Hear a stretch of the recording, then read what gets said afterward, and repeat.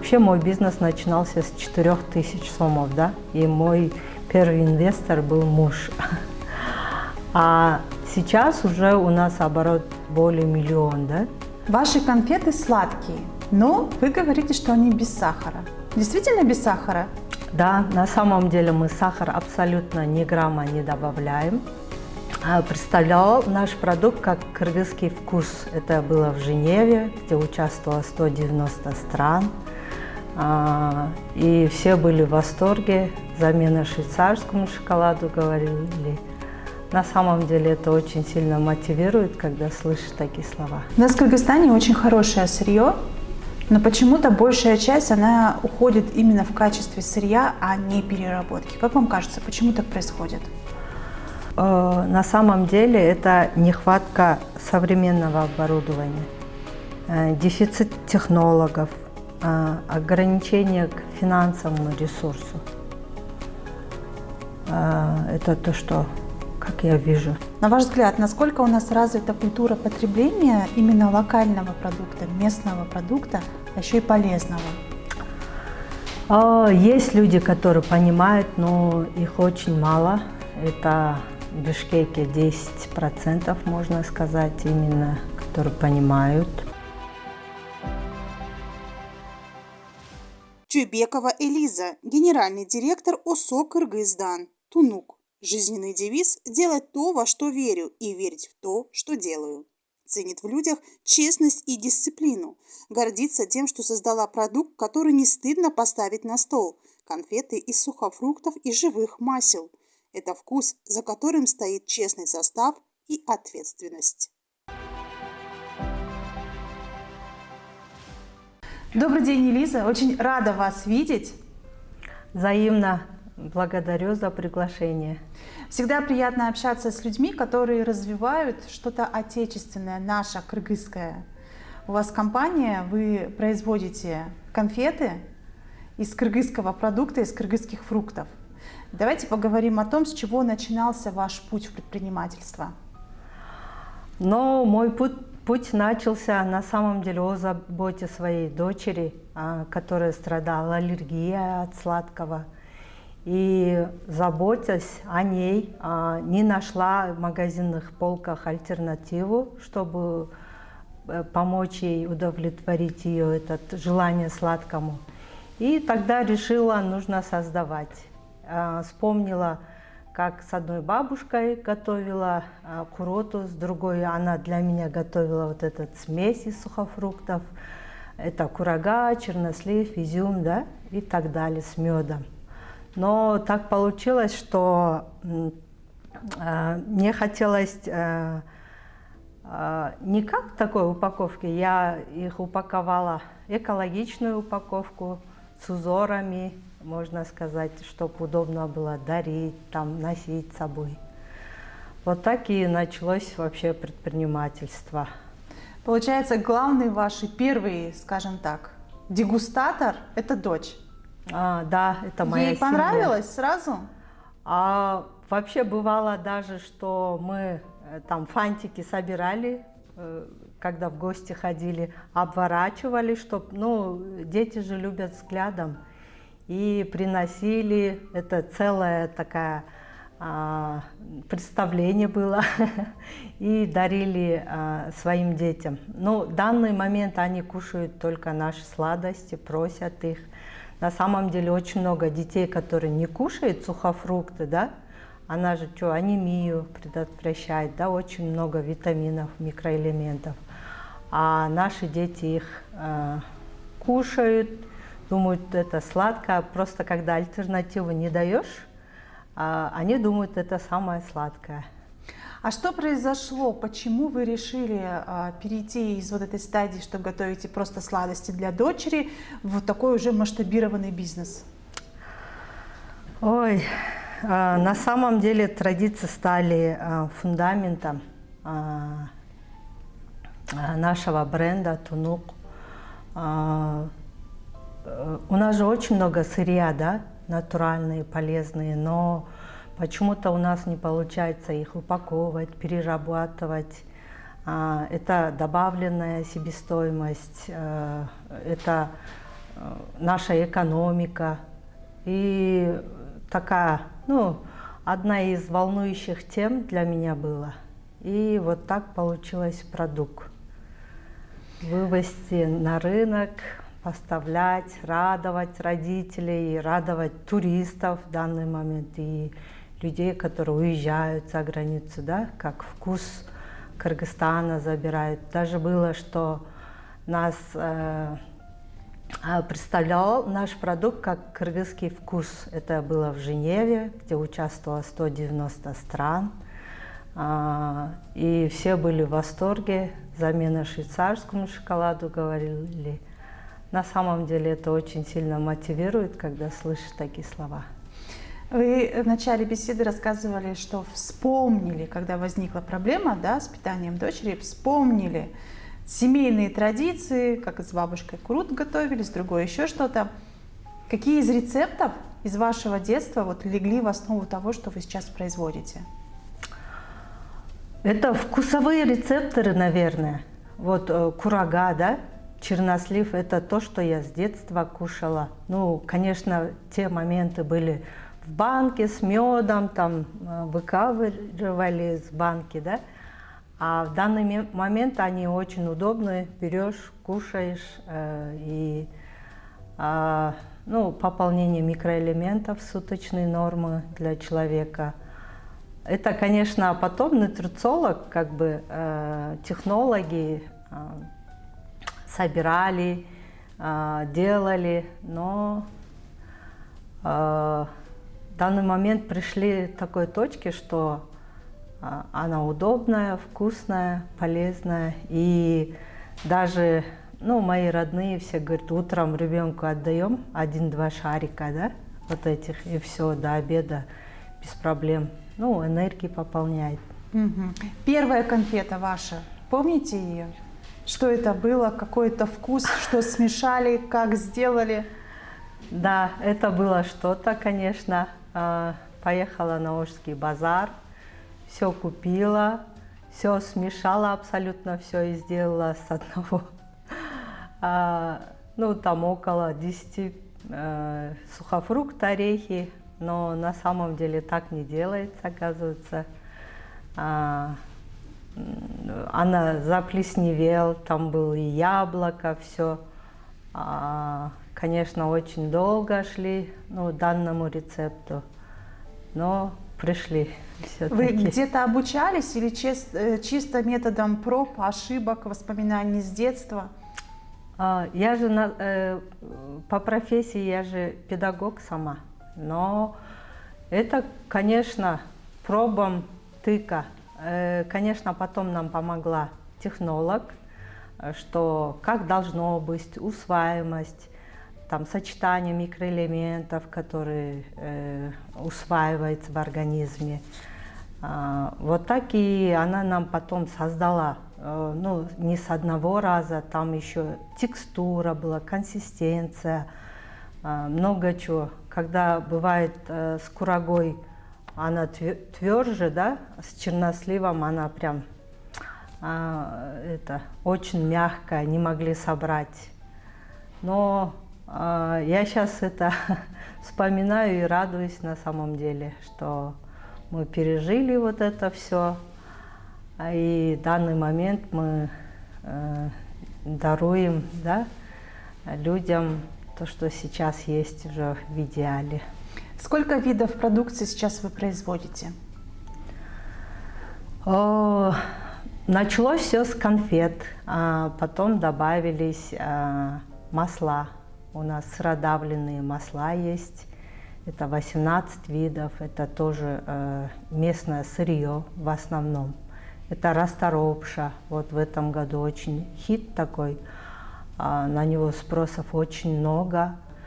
Все, что выращивается, как бы у нас, да, и мы их перерабатываем, приносим народу пользу, стараемся какой-то вклад делать. А что касается конфет, сколько видов вы сейчас предлагаете своим покупателям? У нас 3 вида упаковки конфеты. Это по граммажам они поделены. А так по вкусам 4 вида конфет. Ваши конфеты сладкие, но вы говорите, что они без сахара. Действительно без сахара? Да, на самом деле мы сахар абсолютно ни грамма не добавляем. Добавляем, чтобы она, ну, как вместо консервантов, можно сказать, да, чтобы срок хранилось. Это же у нас в супермаркетах на полках стоят. Это мед идет. И по источникам разные, там у меда 50 лет срока, 100 лет там, и более. Там разные источники есть. И на самом деле она как влагоудерживающий компонент у нас идет. За счет этого у нас немножко сладкость присутствует. Но все-таки рекомендуемый срок хранения ваших конфет? Это 9 месяцев, то, что мы разработали. Даже бывало мы на год сдавали анализы, вот это все в Кыргызстандарте. С ними ничего не случилось. Единственное, она же натуральная структуру меняет, она начинает твердеть из-за того, что из сухофруктов. А вот до 9 месяцев она прям идеально стоит. Угу. Что сложнее, когда вы уже прошли путь, вы можете сказать, придумать продукт или вывести его на рынок? Самое сложное, конечно, вывести на рынок. Производство – это полработы, наверное, да, то, что нужно сделать. А вот рынок, который не знает, на самом деле наш продукт же на рынке не было его совсем. И у нас получилось внедрить этот продукт. Это, можно сказать, инновационный продукт, который приносит только пользу. И в том же смысле его никто не знал. Магазины не хотели с нами совсем работать. Я так вспомнила, я тогда преподавала еще в универе. Надо было в один магазин зайти. Тот магазин, правда, сейчас закрылась. Это напротив Бишкек-парка Прага называлась. К ним зашла и говорю, давайте будем сотрудничать. Они говорят, нет, мы вас не знаем, кто вы вообще, и цена очень дорогая. Я говорю, давайте я дегустацию сделаю. И если, несколько штук продадится, мы вам это как под реал будем давать, а потом после. Он такой, ну ладно. И как мы зашли, в течение получаса все распродалось, там около 20-30 штук было, по-моему. И они такие, ну все, везите, мы сразу будем оплачивать. Доказали. Да. А потом мы, другие магазины, когда ходили, тоже вот в Праге стоит. И вот так каждым шагом по чуть-чуть нам удалось внедрить наш рынок, наш прекрасный продукт. У вас основа скажем так, основа вашего вкуса это не только правильное сочетание, но и качество сырья. Поэтому такой вопрос: откуда вы берете сырье? Вы работаете с постоянными фермерами? У вас уже налажена цепочка? С какими областями вы сотрудничаете? У нас налажена цепочка в данный момент, но эта цепочка тоже, можно сказать, срывается, потому что влияет климат. Бывает один год урожая очень много, другой год очень мало.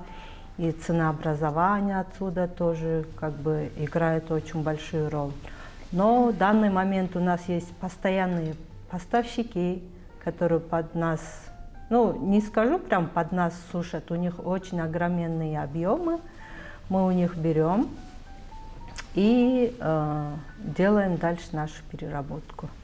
У нас в Кыргызстане очень хорошее сырье, но почему-то большая часть, она уходит именно в качестве сырья, а не переработки. Как вам кажется, почему так происходит? На самом деле это нехватка современного оборудования, дефицит технологов, ограничение к финансовому ресурсу. Это то, что, как я вижу. А насколько сложно сертифицировать свой товар для того, чтобы его поставлять на местный рынок и на экспорт? На самом деле, когда знаешь, информированно, это не так сложно. Это опять же упирается в финансовую часть. их надо в лабораторию отдавать, да, например, 10 дней постоял, месяц постоял, и пока один продукт выявится, уходит год-два. Это у нас, да, недостаточные как бы лабораторные исследования. А нужно отправлять в Казахстан или в другие страны. И после этих лабораторий надо показывать здание, где ты производишь вот это все. После всех этих процедур только выдается сертификат, например, то, что сейчас у нас есть ЕС, халал стандарты, да, био. Ну, их как бы то, что наши госорганы дают, как бы легче, но есть стандарты, которые ХАС, ПИСО, FSC, да, вот эти стандарты, которые уже на мировой рынок, органик, их, конечно, сложно получить, там целая цепочка. Этот наш фермер, который выращивает этот же курагу, да, чернослив, она не должно быть, если органик стандарты, удобрений химические, ничего не должно быть, органика должно быть. И цепочка оттуда прям идет, с фермера, с земли, с воды. И после этого только к нам приходит, а здесь у нас уже здание, помещение, где мы делаем, какие оборудования, что используем, химикаты, да, которые. Это все учитывается, и нужно время, сила на самом деле, и деньги, конечно. Насколько сложно в таком случае найти хорошего фермера, который добросовестно все соблюдает? Ну, если объясняешь нашим фермерам, они понимают. Например, органик стандарт, она намного дороже, даже продукт дороже продается, нежели уже выращенные с химикатами, да?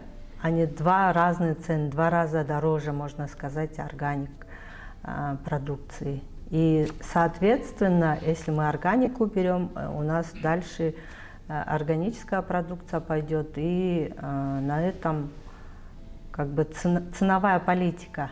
Это тем людям, которые понимают это все. Ну, у нас это слоган «Уникальный продукт для уникальных людей», да? Это те, которые понимают на самом деле, если сейчас покушают все хорошее, да, полезное, потом это не обернется им в аптеки и так далее. Здоровье будет держаться, и все будет классно. Вот вы лозунг сейчас хороший озвучили. На ваш взгляд, насколько у нас развита культура потребления именно локального продукта, местного продукта, а еще и полезного? Есть люди, которые понимают, но их очень мало. Это в Бишкеке 10%, можно сказать, именно, которые понимают. Но все-таки наш народ выбирает импортную продукцию. Это цена, опять же, внешний вид. И почему-то у нас народ больше привязан к более сладкому версию всего, кажется. Мы вот были в Китае, мы были удивлены, как у них употребление сахара, да, вообще практически 0. Мы всякие напитки пробовали, и конфет у них практически нет, а у нас это перенасыщенный рынок всего этого сладкого. В таком случае такой вопрос: чем ваш продукт отличается от импортных аналогов? То, что в наших магазинах стоят импортные и наши, если сравнить их, это натуральный состав и местное сырье. Это повышается наша экономика, да? Остается добавленная стоимость продукции. К нам приезжал один этот швейцарец, бизнес-тренер Томас. Он говорит: когда вы покупаете продукт, произведенный той страны, поднимаете экономики той страны, да?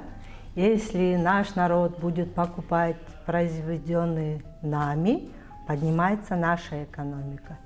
И в Европе, во всей Европе, вот таким этим лозунгом и живут. А у нас больше на импортной. У нас же производство только как бы начинается, поэтому я думаю, мы придем к этому со временем.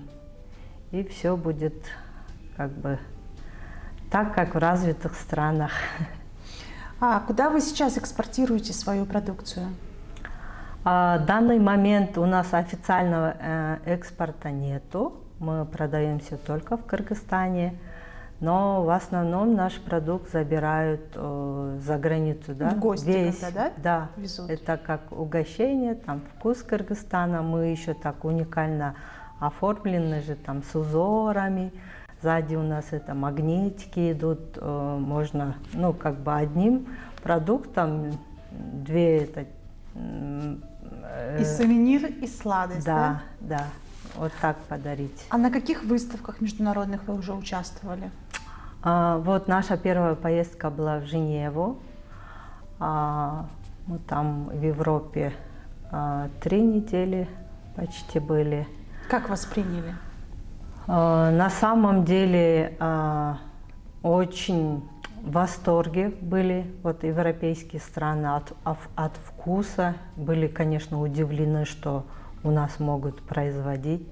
На самом деле толком многие не знали, где мы находимся. Всем рассказывали, объясняли. Но когда видишь вот взгляд, их эмоции, это очень сильно мотивирует, оказывается, дальше. Ну, производство это на самом деле очень сложно, оказывается. Это потом мы же пришли, когда ответственность взяли за команду, да, за фермеров, за там, партнерами, перед партнерами. И уже эту работу останавливать нельзя, дальше идем. Но развиваемся, темп хороший у нас. Вот как сети говорят, там мы выросли в 6% за год, а вы там 150% выросли, да? Но значит, это продукт это востребован сейчас. И на самом деле я очень рада, если одна семья, да, будет, там будет понимать, если у нас получилось донести правильное питание для хоть одной семьи, это значит, мы на правильном пути. Были еще в Катаре были.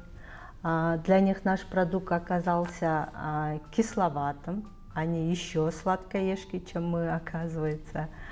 Были в Казахстане, в Китае были. Вот в Китае прям они онлайн-продажу хотели делать, и все, аж востребованность очень большая была. Но к ним пройти через их требования документальные, это требуется сложно. время, да, время оказывается. Но в данный момент на органику, натуральность, вот это все, они прям очень сильно нацелены. Что касается обучения, освоения новых технологий, вы, может быть, с какими-то странами сотрудничаете, в каких-то проектах участвуете? Да, у нас оборудование были с Турции, с России. Мы очень много, на самом деле, в бизнесе, так как недавно, когда ответственность берешь за свою команду, приходится думать, оказывается, про деньги, да? Чтобы выплачивать вовремя, налоги оплачивать, сотрудникам все вовремя. Поэтому развиваемся. Я постоянно учусь, вот как мы начали. ООНовские всякие программы были, USAID-овские, Accelerate Prosperity, там ПИК, везде английские, где были там поддержка женщин, да, ЭБРР был, там программа Mentorship, это поддержка женщин, вот в прошлом году. Классная программа, кстати, тоже поддерживают, обучают. Нам ЭБРР еще грант выделил на ребрендинг. Мы раньше по-другому назывались, потом у нас же там и чаи есть, и пасты есть, и как бы разделенная была, а сейчас водой единая, как бы под одну торговую марку соединили. Ну, тоже классно. обучение, вот в данный момент даже это, поедем в Германию обучаться. Сейчас это первая фаза здесь, в Бишкеке, проходит. На самом деле это очень важно, внедрять новые технологии, чтобы расти дальше. Как вы думаете, что нужно, чтобы таких предпринимателей, как вы, которые перерабатывают местное, создают локальный такой продукт, хороший, качественный, полезный, стало больше? Может быть, какая-то государственная поддержка, может быть, какие-то гранты? Да, на самом деле со стороны государства есть поддержка. Вообще мой бизнес начинался с 4000 сомов, да, и мой первый инвестор был муж. А сейчас уже у нас оборот более миллиона, да.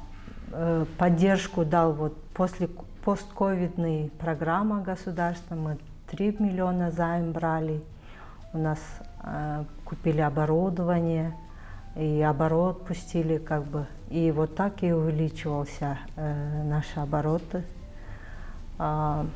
Если показывать все как есть, оплачивать налоги, с документами все в порядке, достаточно много поддержки финансовой, но правда это очень долго, нужны нервы, время, но все-таки есть она. Как вы думаете, можно через переработку, через создание такого собственного бренда, как у вас, улучшить экономику страны, особенно экономику в регионах? Конечно, это плюс рабочие места, это развитие наших фермеров, да? Развитие экономики, это плюс добавленная стоимость товару, и деньги у нас в нашей стране остаются. Не просто отдаем как сырье, наши прекрасные эти продукты, а перерабатываем уже. Это однозначно поднимает нашу экономику. То, что мы налоги оплачиваем даже. То, что название Тунук мы выбрали так, чтобы она прям нашей философии подходит, нашей семье. Это прозрачность, чистота, да? Качество, это первозданный вид, можно сказать. Вот тун у нас есть там тумбала, тунгузым, это самое первое. А что вы считаете успехом? Рост компании или что-то другое? Успех, если нас выбирают каждым разом, это для нас, наверное, успех. Что вас мотивирует продолжать дальше?